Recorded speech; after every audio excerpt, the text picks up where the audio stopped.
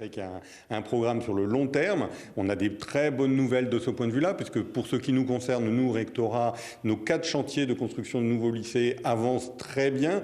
On a avancé sur les 4 chantiers, celui de Longoni, celui de Koalé, celui de Chirongui, où on a choisi l'architecte, le maître d'œuvre, et dernièrement aussi sur celui de M'Sangamouji, où on a fait l'acquisition enfin du terrain. Donc ces chantiers avancent, mais c'est pour le long terme.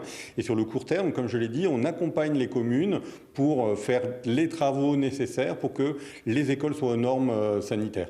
Après, sur le fonctionnement lui-même, on va reprendre cette rentrée comme elle s'était déroulée à la rentrée 2019, avec évidemment plus d'enseignants, plus d'encadrants, puisque vous savez que le ministère nous a bien aidés pour cette rentrée, puisque nous avons au total à peu près 150 postes de fonctionnaires supplémentaires. Et la bonne nouvelle, c'est que les enseignants sont au rendez-vous, parce que pour la première fois presque de son histoire, rectorat, vice-rectorat, nous avons aujourd'hui pour cette rentrée plus d'arrivants que de partants. Ce qui veut dire que finalement, toutes les mesures qui ont été mises en place commencent maintenant à porter leurs fruits et que des collègues choisissent Mayotte, soit comme première académie, soit à la mutation.